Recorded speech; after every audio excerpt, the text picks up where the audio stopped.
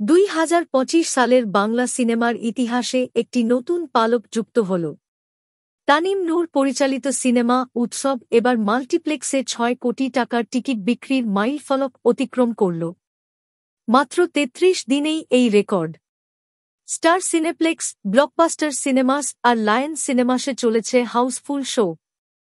Cinema প্রেমীরা বলছেন, এমন গল্প অনেক দিন পর পেলাম।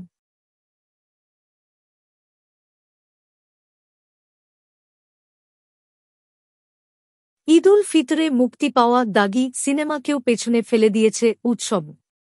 এটি 2025 সালের তৃতীয় সিনেমা যা মাল্টিপ্লেক্সে 6 কোটির বেশি টিকিট বিক্রি করেছে। নির্মাতা তানিম নূর প্রথম আলোকে বলেন, আজ সিনেমার 34তম দিন। গতকালও কয়েকটি হাউসফুল শো গিয়েছে, আজকেও বেশ ভালো যাচ্ছে। সিঙ্গেল স্ক্রিন ও দেশের বাইরেও দর্শকের আগ্রহ এখনও চোখে পড়ার মতো।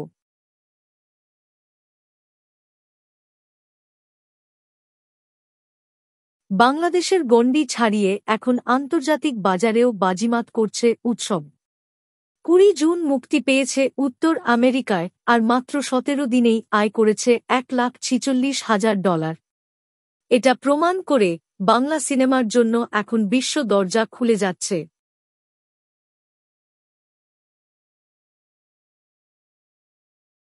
এই সিনেমার ট্যাগলাইন ছিল, পরিবার ছাড়া দেখা নিষেধ।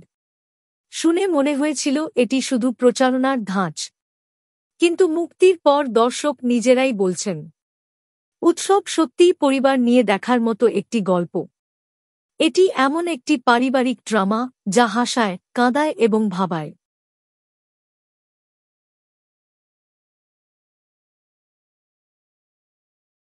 এই সিনেমার পেছনে রয়েছে একদল তারকা ও অভিজ্ঞ নির্মাতা। অভিনয় করেছেন জাহিদ হাসান, জয়া আহসান, অপি করিম, চঞ্চল চৌধুরী, আফসানা মিমি, তারিক আনাম খান, আজাদ আবুল কালাম, সুনেরাহ বিনতে কামাল, সৌম্য জ্যোতি, সাদিয়া আয়মান সহ আরও অনেকে।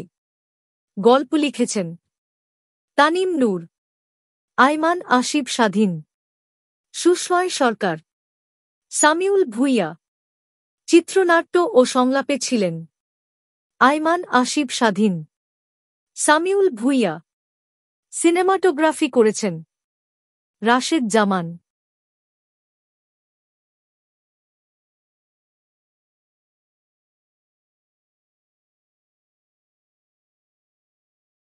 ব্র্যাক ব্যাংক প্রেজেন্স উৎসব প্রযোজনা করেছে ডোপ প্রোডাকশনস। সহ-প্রযোজনায় রয়েছে চরকি এবং সহযোগী প্রোডাকশনে লাভিং আলফেন্ট। এই টিমের সম্মিলিত প্রচেষ্টাই উৎসবকে করেছে সালটির অন্যতম সেরা সিনেমা।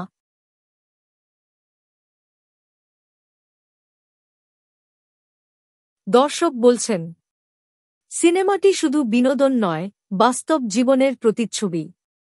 বাংলা সিনেমায় আবার নতুন সময় এসেছে। এই সিনেমা বাংলা চলচ্চিত্র জগতকে এক নতুন উদ্দীপনা দিয়েছে। আপনি কি উৎসব সিনেমাটি দেখেছেন? কমেন্টে লিখে জানান কেমন লেগেছে। আর ভিডিওটি ভালো লাগলে লাইক দিন, শেয়ার করুন এবং চ্যানেলটি সাবস্ক্রাইব করতে ভুলবেন না।